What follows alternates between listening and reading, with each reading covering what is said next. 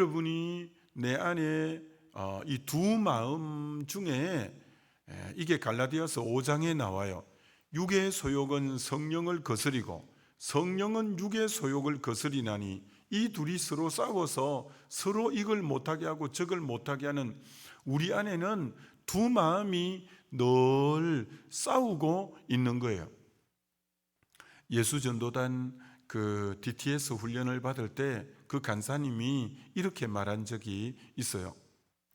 우리 안에는 흰 개와 검은 개, 이 두 마리 개가 있습니다. 흰 개는 성령의 소욕이고 검은 개는 육의 소욕입니다. 흰 개하고 검은 개하고 싸우면 어느 개가 이길까요? 이렇게 물었어요. 여러분, 우리 안에 흰 개와 검은 개가 싸우면 어느 개가 이길 것 같아요?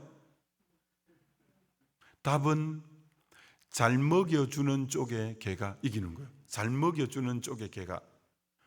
그러니까 왜 새벽기도 나오시냐면 이 성령의 소욕, 흰 개 쪽을 말씀과 기도와 찬양과 예배와 이걸 통해서 이쪽을 잘 먹여주려고 나오는 거예요. 근데 맨날 세상만 사랑하고 성경 한 장 안 보고 일주일 내내 찬송 한 장 안 하면 육의 검은 개 쪽을 먹여주는 거예요. 그러면 여러분이 예수를 믿고 직분이 뭐여도 여러분은 육을 따라 살게 되어져 있는 거예요. 영국의 유명한 목사님이었던 앤드루 머레이 목사님이라는 분이 계신데, 이분은 우리 속에 있는 이 육의 소욕, 자아는 머리가 1000개 달린 괴물이다 이렇게 말했어요. 머리가 1000개 달린 괴물이다. 내 안에 옛사람 자아가 머리가 1000개가 달린 괴물과 같다. 왜 그렇게 말하냐면 아담에게는 자아가 붉어져 올라오니까 선악과를 따먹고 하나님 되고 싶은 이 자아가 교만이라는 모습으로 붉어져 나온 교만, 이 자아가 교만으로 붉어져 나오고, 가인에게는 자기 제사가 연락되지 않자 안색이 변하고 막 혈기를 내고 돌로 쳐서 동생을 죽이는 그런 자아가 무엇으로 붉어져 나오냐면 혈기와 그리고 시기 질투와 그리고 막 살인과 이런 모습으로 자아가 붉어져 나오는 거예요. 아브라함에게는 자아가 어떻게 붉어져 나왔냐면은 자기 아내 때문에 이제 애굽에 가서 자칫하면 자기가 죽을 것 같으니까 거짓말을 통해서 내 누이 동생입니다 이렇게 거짓말을 해서 아내를 빼앗긴 적이 있는데, 어떨 때는 자아가 거짓말하는 모습으로 나올 수 있는 거예요. 다윗에게는 자아가 남의 아내를 범하는 정욕으로 자아가 붉어져 나올 수가 있는 거예요. 그러니까 여러분 안에 있는 자아가 어떨 때는 교만의 모습으로, 어떨 때는 혈기의 모습으로, 어떨 때는 정말 음란과 이런 정욕의 모습으로 가지가지의 여러분의 자아가 매일 안 죽으면 여러분 안에 이 자아는 머리가 1000개 달린 괴물처럼 어떨 때는 이런 모습으로 나오고 어떨 때는 저런 모습으로 나오고, 여러분 안에 이 자아가 머리가 1000개 달린 괴물처럼 이렇게 붉어져 나오는 게 이 자아다 이렇게 말할 수 있는 거예요.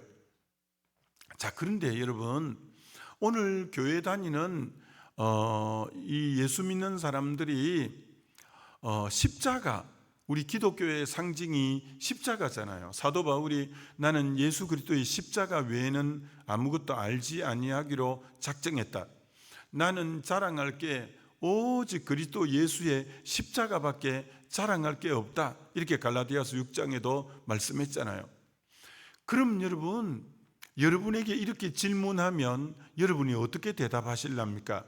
십자가는 나에게 어떤 역할을 해주신 건가? 십자가가 나에게 어떤 역할을 해주시지? 십자가는 나에게 어떤 역할을 해주셨는가?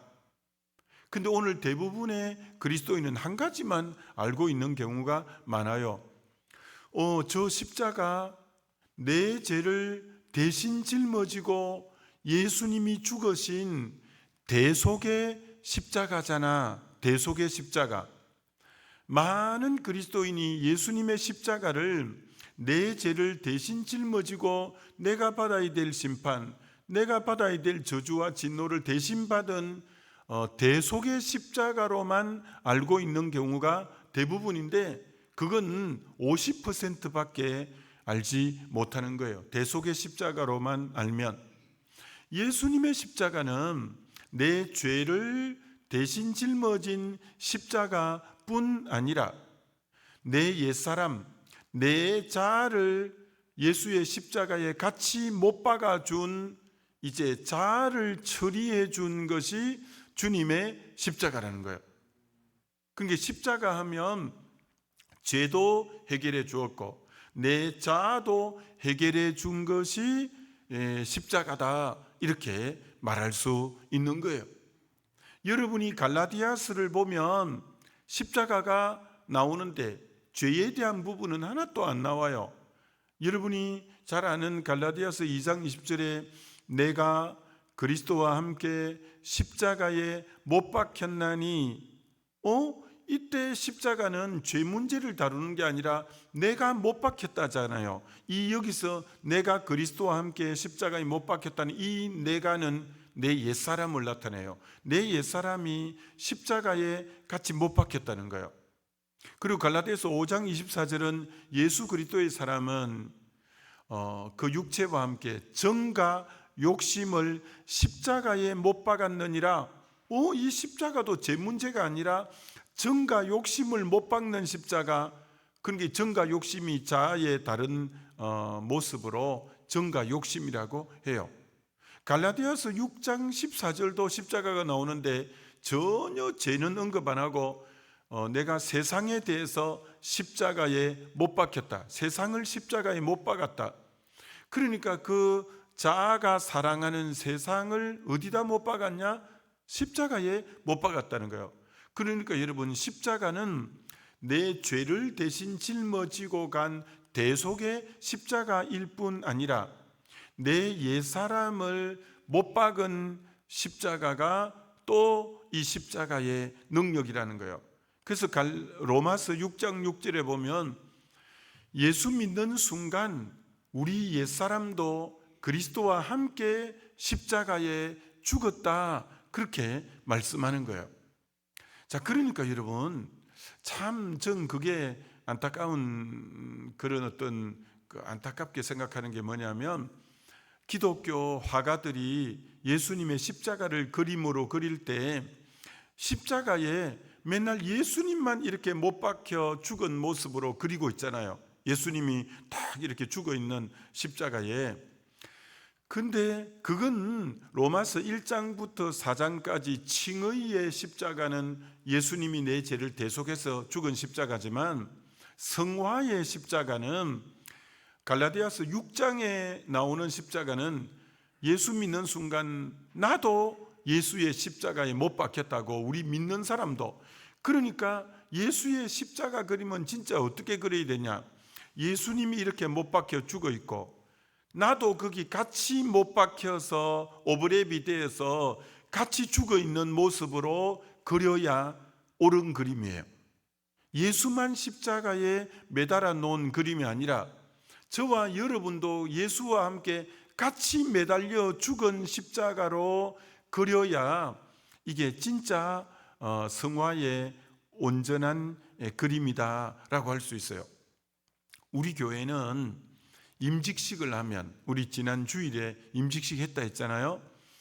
임직식을 하면 선물을 하나 임직자들에게 전부 선물을 임직자에게 줍니다. 뭘 주냐면 나무 십자가를, 장로님이 되신 분은 굉장히 큰 십자가가 요 정도 큽니다. 가로 요 정도, 세로도 그 정도, 굉장히 큰 십자가에다가 나도 예수와 함께 죽은 십자가를 이렇게 딱 써가지고 집에 현관에 거실에다가 제일 잘 보이 현관문을 열고 들어가면 거실에 제일 잘 보이는 나도 예수와 함께 죽은 십자가, 이렇게 해서 우리 교회 성도들 거실에는 전부 그 십자가를 다 걸어 놓도록, 십자가를 볼 때마다 예수만 못 박혀 죽은 십자가가 아니라 내 옛사람 나도 같이 죽은 이제 십자가다, 이렇게 이제 그 십자가를 선물로 드려요. 그래서 앞으로 우리 은혜교회도 임직식 할 때 임직자들에게 예수와 함께 나도 죽은 십자가를 항상 선물로 드려서 집에 가면 그렇지, 예수님만 돌아가신 게 아니라 내 옛사람도 같이 예수와 함께 죽었지. 그걸 십자가 볼 때마다 여러분, 나는 날마다 죽어야 되는 거예요. 이 고린도전서 15장 31절에 나는 날마다 죽노라를 헬라어로 보면 현재 시제로 쓰고 있어요. 여러분, 헬라어의 현재 시제는 반복해서 계속해서 지속적으로 할 때만 현재 시제를 써요. 헬라어에서 현재 시제를 쓸 때는 한 번 할 때는 단순 과거를 쓰고 계속적일 때, 반복적일 때, 지속적일 때는 현재 시제를 쓰는데, 나는 날마다 죽노라는 게 현재 시제예요. 그러니까 날마다 죽는다는 것은 어제도 날마다 죽어야 되고 오늘도 날마다 죽어야 되고 내일도 날마다 죽는, 언제나 예수님의 십자가에는 어제 죽었다고, 오전에 죽었다고, 오후에 죽는 거 아니에요. 날마다 계속 죽어야 돼요. 주님 바라볼 때마다 주여 맞습니다. 내 옛사람은 예수와 함께 죽었습니다. 늘 예수님과 함께 내가 죽었음을 여러분이 매일 주님의 십자가를 바라볼 때마다 이렇게 고백하는 부분이 얼마나 중요한가라는 것을 아셔야 돼요.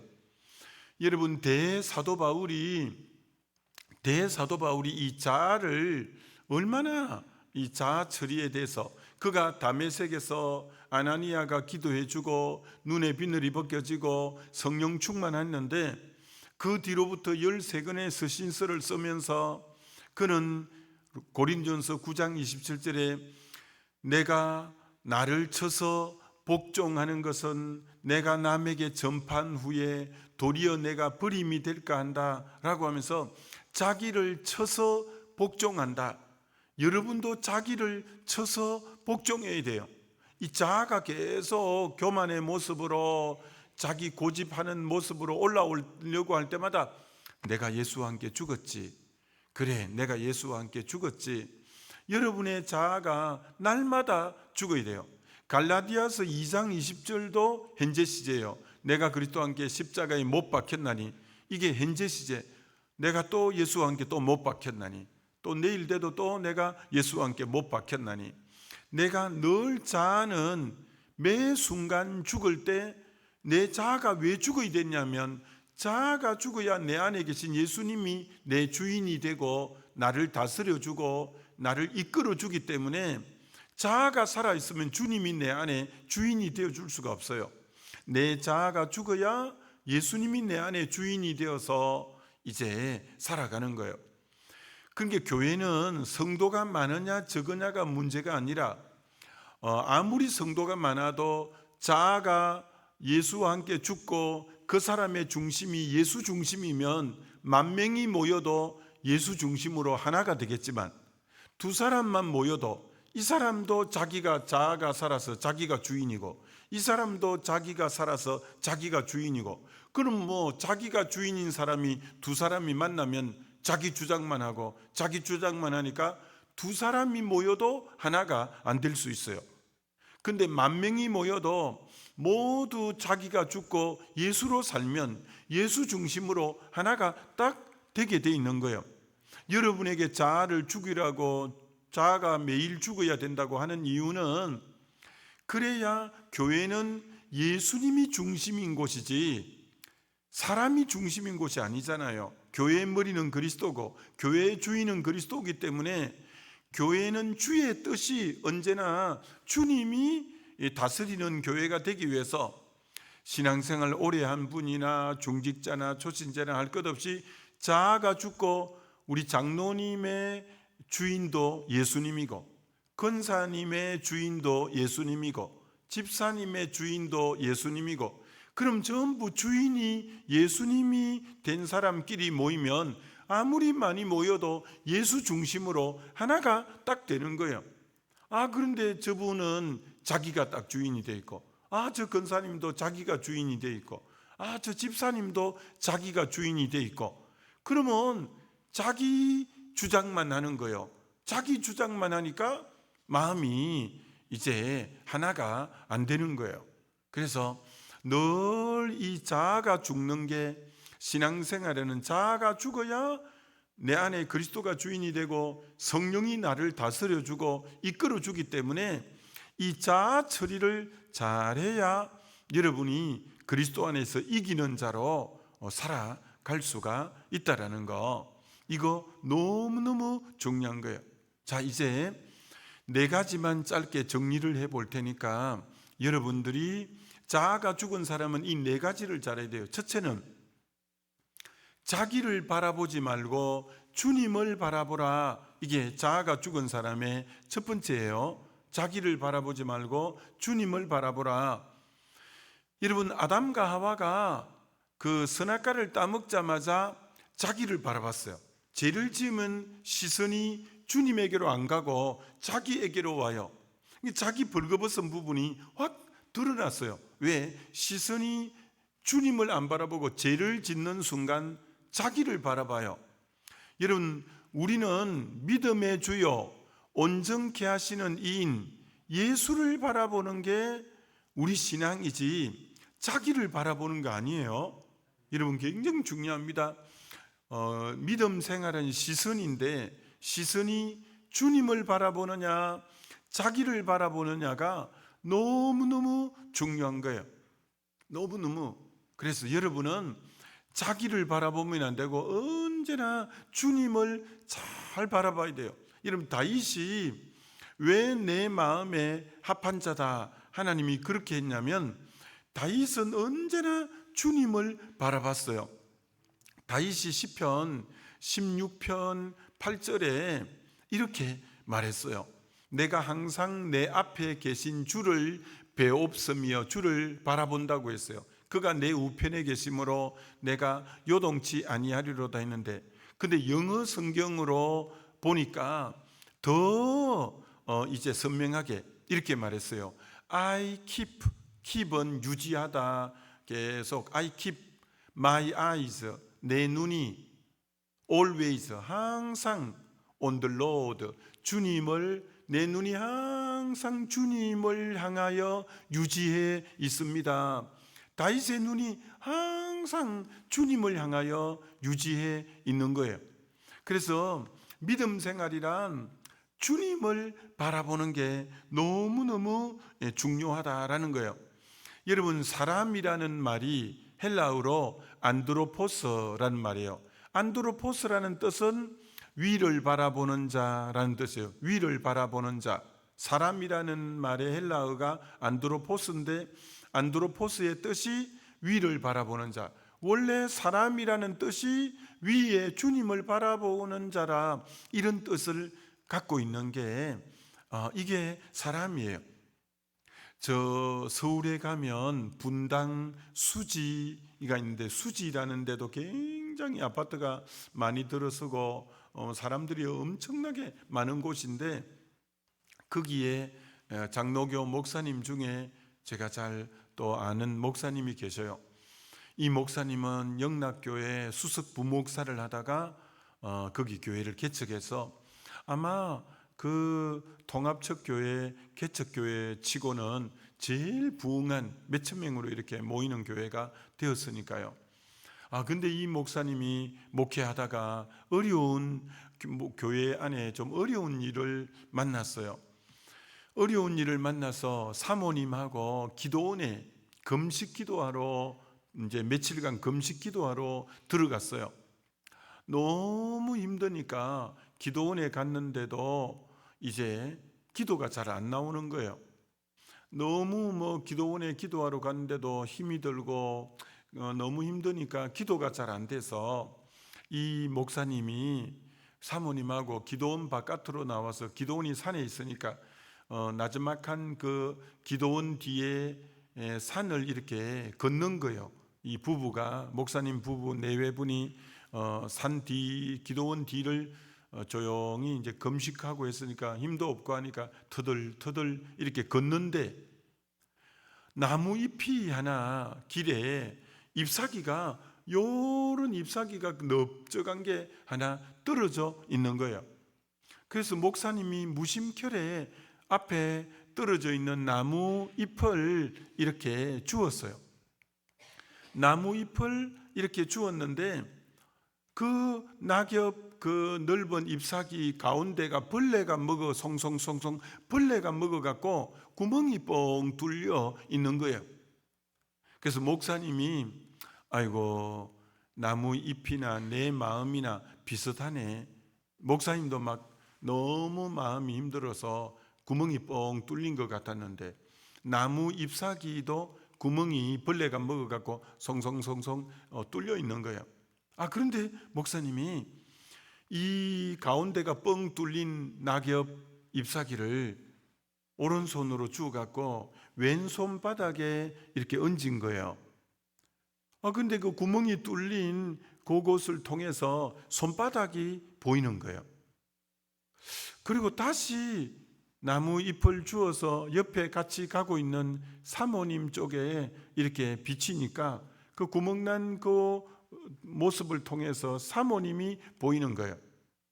그리고 그 낙엽을 가지고 다시 하늘을 이렇게 비추어 봤더니 그 구멍이 난 그곳을 통해서 새파란 하늘이 보이는 거예요. 그게 하나님의 음성이었어요. 기도 응답이었어요. 하나님이 이렇게 말씀하시는 거예요.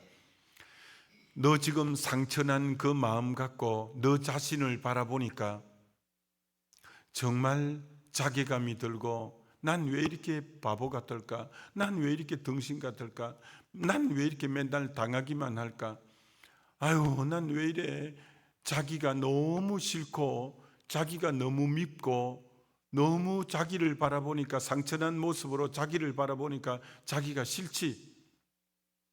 그리고 또 상처난 모습으로 상대방을 보니까, 그 상처난 모습으로 상대방이 보이니까 막 원망하고 싶고, 저주를 끌어붓고 싶고, 죽이고 싶고, 막 상대에 대한 미움이 막 솟아나지. 그리고 상처난 모습으로 하나님을 바라봤더니, 하늘을 바라봤더니 그 상처난 모습에 구멍이 뻥뻥 뚫렸기 때문에 새파란 하늘이 보이는 것처럼, 너 하늘을 바라봤더니 하나님이 선명하게 보이지. 너 왜 그 상처난 모습으로 너 자신을 바라보고 있어? 너에게 왜 상처 준 사람을 바라보고 있어? 너 그 상처난 모습으로 왜 하나님을 바라보지 않아? 라고 하나님이 책망하는 거예요. 그래서 그분이, 맞다, 내가 지금 상처난 모습으로 나 자신을 바라보니까 내가 너무 싫고, 상대방을 바라보니까 상대방이 막 원망하고 싶고 저주를 끌어보고 싶고, 근데 그 상처난 모습으로 너 왜 하나님을 안 바라보니? 하나님을 바라봤더니 너무나 하나님이 뚜렷하게 보이는 거예요. 여러분, 자아가 죽은 사람은 자기가 받은 상처로 자기를 바라보면 늘 원망, 탄식이 나와서 안 돼요. 여러분이 상처받았다면 여러분의 상처 준 사람을 생각해도 늘 마음이 힘들어서 안 돼요. 그럼 여러분이 상처난 마음을 갖고 어디를 바라봤냐? 하나님을 바라봐야 여러분이 승리하게 되어질 줄 믿습니다. 다시 말합니다. 자아가 죽은 사람은 자기를 안 바라보고 다른 사람도 안 바라보고 우리 주님을 바라보는 것처럼, 여러분도 자기를 바라보지 말고, 여러분에게 상처 준 사람을 바라보지 말고 주님을 바라보게 되어지시기를 주의 이름으로 축원합니다. 여러분, 서대반이 자기를 향해서 돌 던지는 사람을 바라본 게 아니라 하나님을 바라보니까 인자 같으신 이가 서 있잖아요. 그래서 이 스데반의 영혼을 받아주잖아요. 여러분, 나에게 돌 던지는 사람을 바라보지 말고 여러분이 주님을 바라보게 되시기를 바랍니다. 그러면 그 영혼을 주님이 받아주셔요. 여러분, 한나가 버닌나가 자기를 너무너무 격동시켰어요. 버닌나는 둘째 부인이고 자기는 첫째 부인인데, 둘째 부인은 아기를 잘 낳고 자기는 아기를 못 낳으니까 얼마나 괄시를 하는지, 여자가 얼마나 여러분 마음이 상했겠어요. 아기 못 가지는 것만 해도 마음이 상한데, 둘째 부인은 아기를 잘 낳으면서 자기를 막 갈시하니까 너무너무 힘든 거예요, 한나가. 그래서 한나가 먹지도 않고 울며 금식하면서, 한나가 버닌나를 안 바라보고 기도하러 올라가서 하나님을 바라봤더니 사무엘을 얻게 된 거예요. 여러분도 여러분을 괴롭히는 버닌나를 바라보지 말고 하나님을 바라보면 여러분 승리하게 될 줄 믿습니다. 여러분이 승리하니까, 한나가 사무엘을 얻고 승리하니까 버닌나는 언제 사라졌는지 사라지고 없잖아요. 여러분이 주님 바라보면 여러분을 괴롭히는 사람은 언제 사라졌는지 사라지고 없을 거예요. 그래서 여러분은 절대 나를 괴롭힌 사람, 상처 준 사람을 바라보지 말고, 정말 나 자신도 바라보지 말고, 자아가 죽은 사람은 오직 예수만 바라보게 되시기를 주의 이름으로 축원합니다. 혹 여러분 중에 여러분 교회에 상처를 준 사람이 있거나, 여러분 교회에 그럼 또 여러분 개인에게 상처를 준 분이 있더라도 그 사람 더 이상 바라보지 말고 오직 주님만 바라보고 찬송하고 나가게 되시기를 주의 이름으로 축원합니다. 여러분이 힘들었을 때 여러분에게 멸시하고 여러분을 내모른다고 하고 그 생각하면 너무너무 분하고 억울하겠지만, 그 사람들을 바라보지 말고 자아가 죽은 사람은 믿음의 주요 온전케 하시는 이인 예수님만 바라보게 되시기를 주의 이름으로 축원합니다. 예수님만 바라보는 거예요. 그게 자아가 죽은 사람이에요.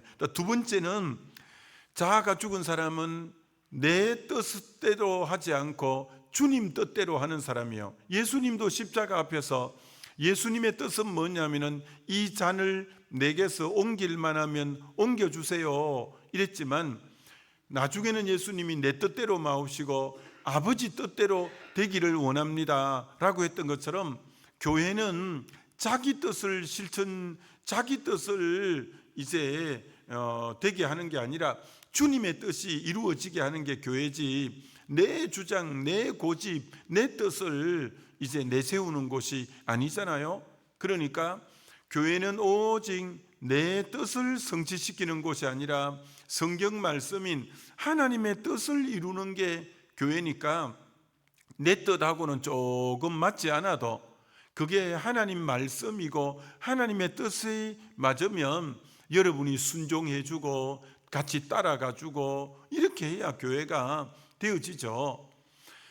제가 아는 목사님은 그 교회가 한 몇 명 정도 될까? 한 300명 정도 모이는 교회예요.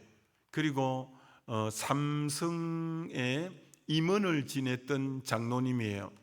그리고 그 딸이 우리 포항에서 의사를 했어요. 그래서 그 장로님이 부산에 계셨는데 딸 집에 오면서 나를 한번 만나자고 하는 거예요.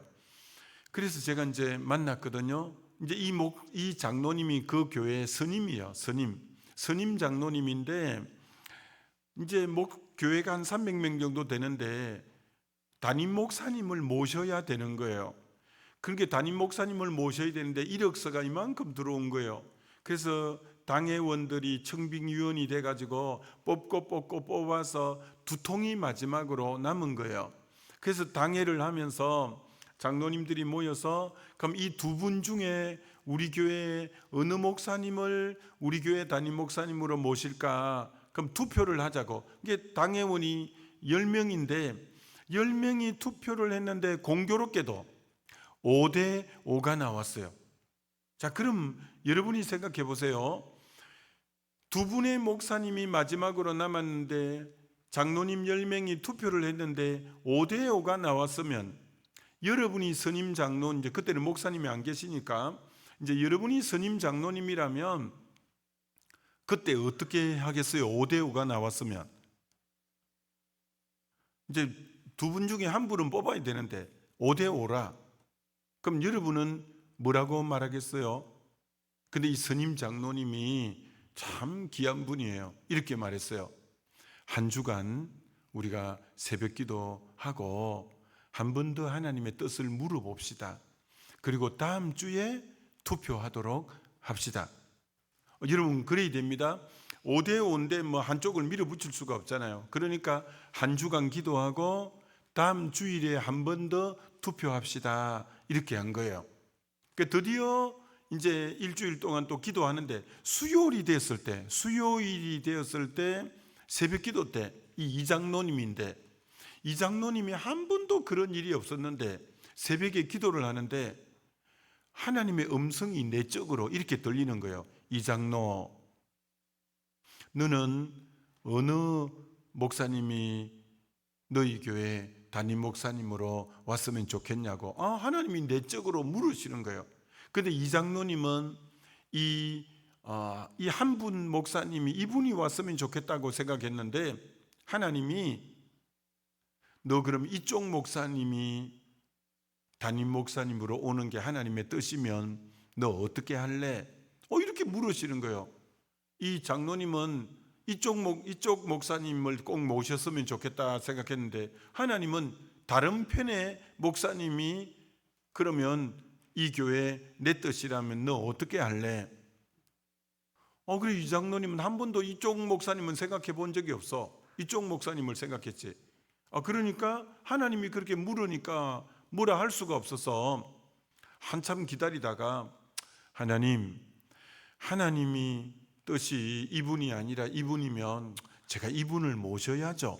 이렇게 이제 대답을 한 거야. 근데 하나님이 두 번째 음성이 이렇게 들리는 거야. 그러면 이 장로는 이 목사님을 원했는데 이 목사님이 오신다면 마치 내가 원했던 목사님이 오시는 것처럼 이분에게 선임이니까 동력하고 같이 사역하면서 받들어서 잘 섬길 수 있겠는가?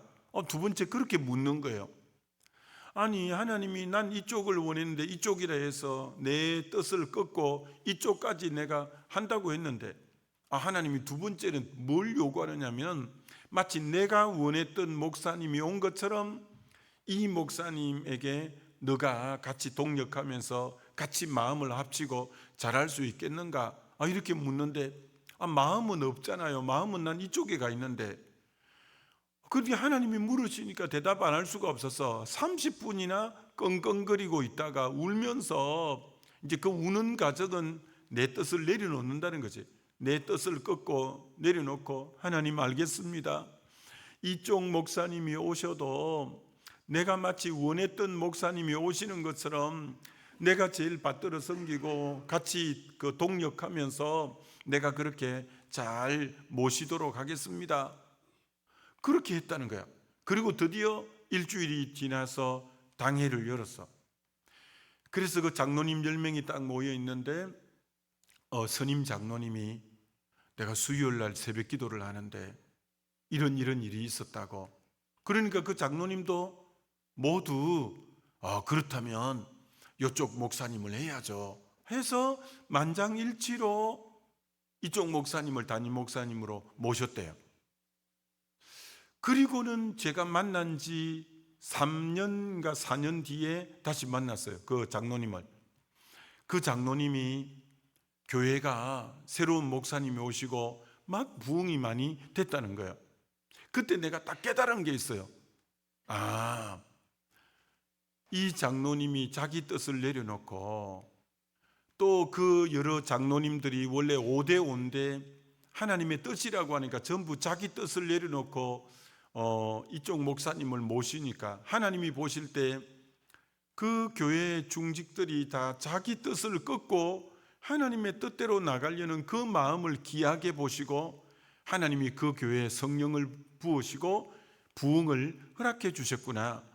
여러분 부흥이 일어나고 하나님이 역사하는 곳에는 그곳에 장로님, 권사님, 집사님들이 자기 뜻을 꺾고 하나님의 뜻을 받들어 세우는 그곳에 하나님의 뜻이 이루어져요. 굉장히 중요합니다. 하나님이 함께하는 곳은 자기 고집과 자기 주장을 내려놓는 곳에 하나님이 함께 하신다는 것 알고 앞으로 은혜교회가 참으로 놀랍게 잘 될 건데, 그 잘 되려면 꼭 명심하셔야 돼요. 내 뜻하고 조금 안 맞아도 내 뜻을 꺾을 수 있는 이런 장로님, 이런 권사님, 집사님이 많을 때 그 교회는 하나님의 뜻대로 굉장히 복되게 잘 흘러갈 수 있다는 것. 세 번째는, 한 자아가 죽은 사람은 내 힘으로 섬기는 게 아니라 성령의 힘으로 주님을 섬기는 거예요. 모세가 40살 때는 자기 힘으로 섬기겠다고 나갔는데 안 됐어요. 80일 때는 자기는 이제 나이가 많아서 입도 뻣뻣하고 못한다고 했는데 내가 함께 하마, 하나님이 함께 해준다는 그 힘으로 나가서 되어진 거예요. 그래서 여러분, 주의 일은 내 힘으로 하는 게 아니라 주님의 힘을 가지고 성령의 능력으로 하는 게 주님의 일이에요. 그럼 여러분, 내 힘이 아니라 성령의 능력이 함께 하려면 어떻게 해야 되냐면은, 내 자아를 계속 죽일 때, 내 자아를 쳐서 복종시킬수록, 내 자아가 작아질수록 성령은 내게 더 많이 기름 부어 주셔요.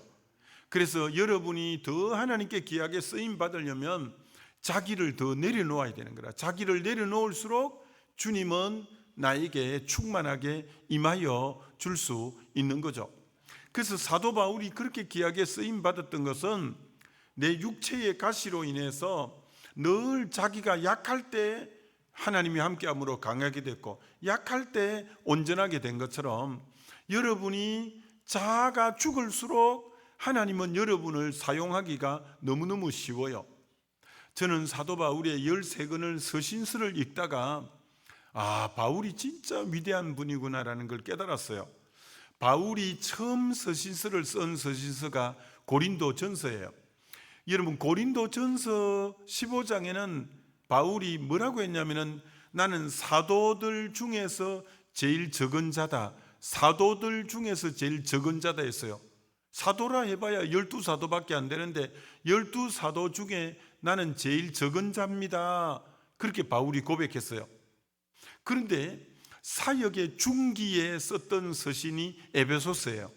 이제 교회도 많이 세우고 기적도 많이 일으키고 많은 영혼을 옳은 대로 돌아오게 사역 중간에 쓴 서신서가 에베소서인데, 에베소서 3장에 이렇게 말했어요. 나는 지극히 작은 성도들 중에서도 제일 적은 자입니다. 처음에는 사도 중에 적은 자라고 했는데 중간에는 성도들 중에서도 저는 적은 자입니다. 와, 그렇게 작아졌어요. 그 다음에 이제 순교 직전에 쓴 책이, 말기 때 쓴 책이 디모데 전후서인데, 디모데 전서 1장에 나는 죄인 중에 내가 괴수입니다, 죄인들 중에서 내가 가장 흉악한 죄인입니다. 야, 바울이 얼마나 위대한 사람이냐면, 업적이 많을수록, 열매가 많을수록 갈수록 더 작아지는 거예요. 자기에 대해서는 더 작아지는 거예요. 이게 굉장히 중요합니다. 내가 작아질수록 성령은 나에게 더 기름 부어 주셔요. 내 자아가 작아질수록 하나님은 나에게 함께 하시는 거예요.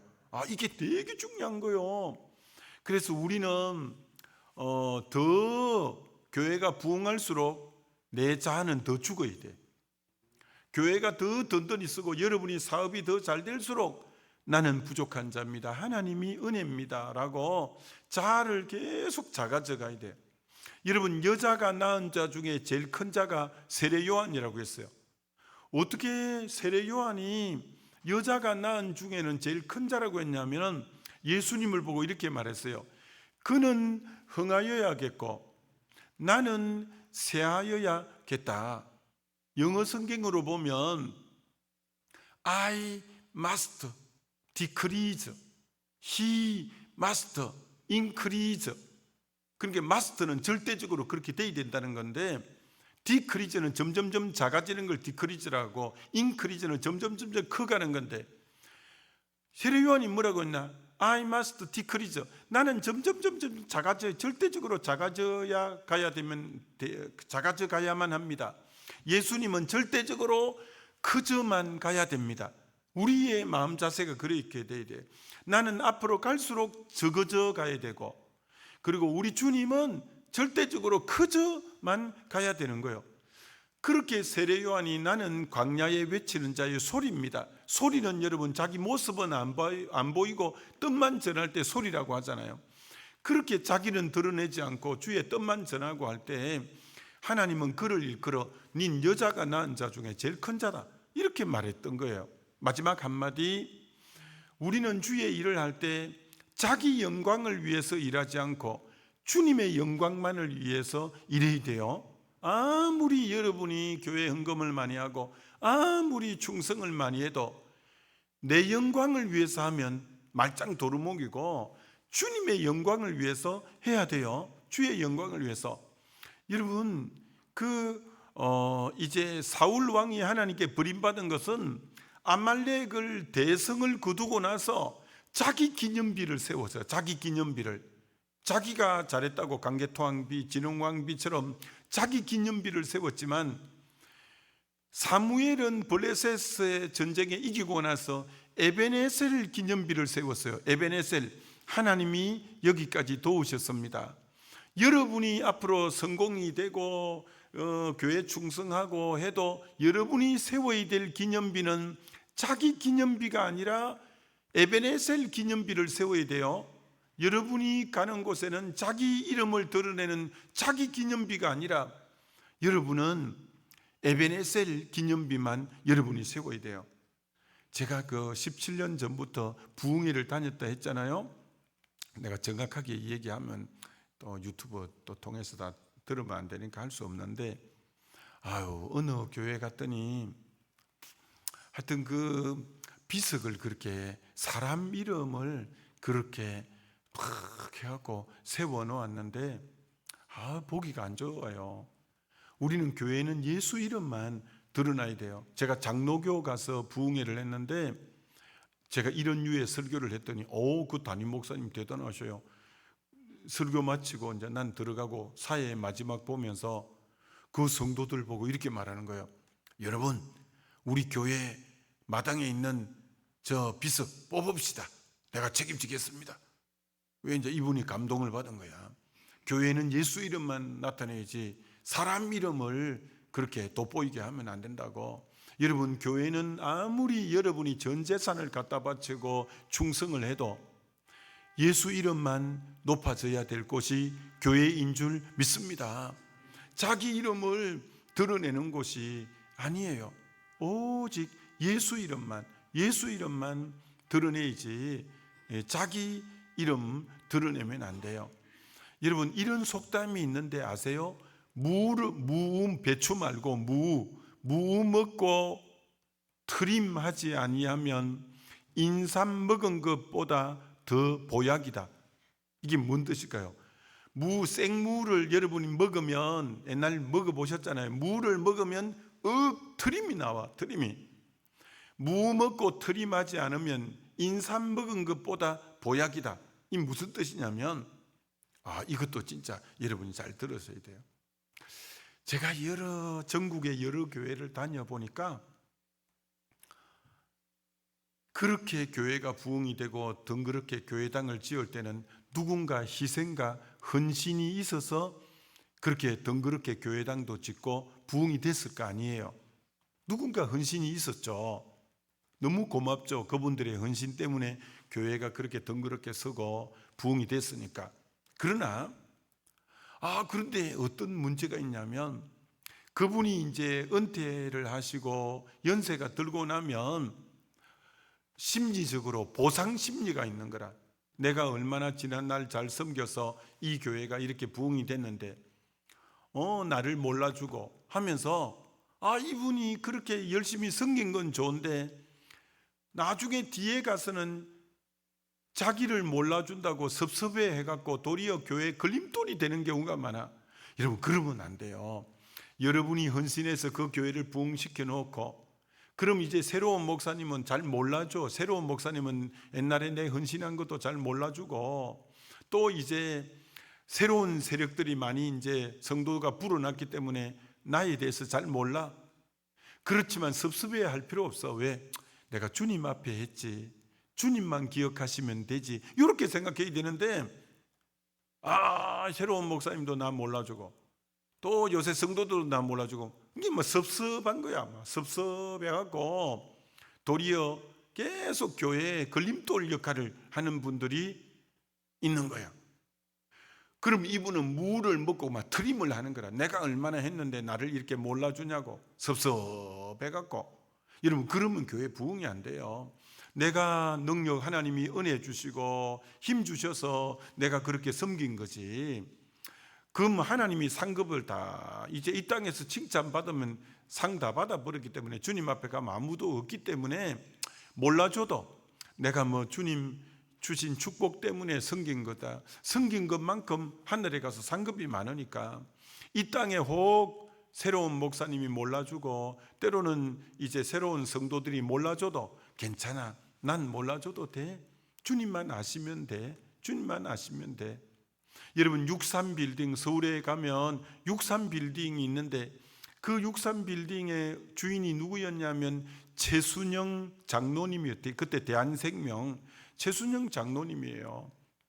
근데 모 정권 때 외환밀반출이라는 제명을 뒤집어 씌워갖고 재산을 다 강탈을 당했어요.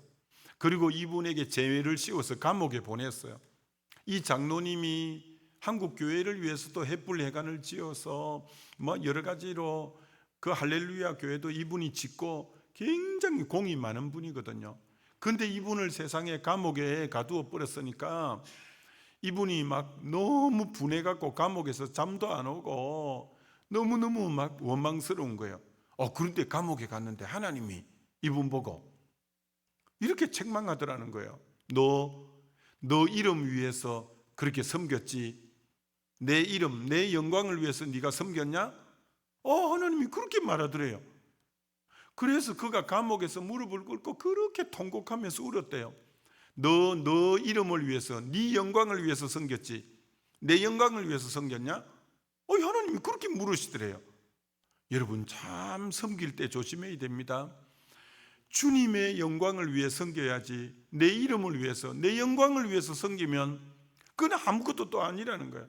여러분이 최선을 다해서 교회를 위해서 섬기되 내 영광을 위해 섬기지 말고 주님의 영광, 주님만 드러나면 돼. 나는 안 보여도 돼. 나는 그만 안 보여도 돼. 주님만 드러나고 주님만 드러나면 되지. 절대 여러분이 드러나려고 하면 그건 재미가 없는 거예요. 그건 냄새가 나는 거예요. 아무쪼록 정말 여러분은 아무리 헌신하고도 남이 몰라줘도 괜찮아. 주님만 높임받고 우리 교회만 잘 되면 괜찮아. 그러면 그 상급은 소로시 천국 가서 여러분과 여러분 자녀 손에게 그 복이 미칠 테니까 앞으로 여러분은 교회에서 그렇게 헌신하고 충성했는데 나를 몰라주다니 섭섭해하지 말아요. 한국 교회는 섭섭이가 얼마나 많아갖고 예배 마치고 갈 때 뒤에서 섭섭이 부르면 전부 자기인 줄 알고 돌아본다네. 그렇게 섭섭하게 생각하지 말고 여러분이 아무리 헌신해도 여러분이 몰라줘도 아이고 목사님이 이것도 몰라주고 막 이것도 몰라주고 섭섭하다 막 이렇게 하지 말고 절대 섭섭하다고 말하면 안 돼요. 주님이 하시면 되지. 주님이 하시면 되지. 이렇게 해야지. 그거 몰라준다고 막 섭섭해하고 막 교회 안 나오고 막 시험 들고 이러면 안 돼요. 난 뭐 주님 위해서 했지. 내가 뭐 사람 보고 했나? 이렇게 하면 상급이 전부 하늘나라에 올라가니까 오늘 이 네 가지 나를 바라보지 않고 나는 앞으로 주님만 바라보겠습니다. 상대방도 안 바라보고 주님만 바라보겠습니다. 내 주장, 내 뜻이 아니라 주님의 뜻만 이루어지도록 하겠습니다. 그리고 나는 내 힘이 아니라 성령의 능력으로 그러기 위해서 내가 늘 작아지고 주님의 힘으로만 난 섬기겠습니다. 그리고 나는 내 이름, 내 칭찬받고 내 이름 드러내고 내가 주목받는 것 말고 주님만 영광을 받으시도록 난 그렇게 살겠습니다. 늘 이렇게 다짐하고 승리하게 되시기를 주님의 이름으로 축원합니다. 우리 기도하겠습니다. 이 시간 우리 기도할 때 오늘 말씀 생각하면서 나는 내 자아가 날마다 죽었는가? 정말 나는 정말 나를 바라보지 않고 상대방을 바라보지 않고 주님만 바라보면서 살아왔는가? 나는 내 고집, 내 주장만 내세우지 않고 오직 주님의 주장만, 주의 뜻만 이루어지기 위해서 내가 살아왔는가? 나는 내 힘이 아닌 나는 작아지고 성령의 능력으로 섬기려고 했는가? 나는 정말 내 이름, 내 영광이 아니라 주님의 영광, 주님만 주목받으시면 돼, 이렇게 살아왔는가 생각하면서 우리 주여 삼창하고 같이 동성으로 기도합니다.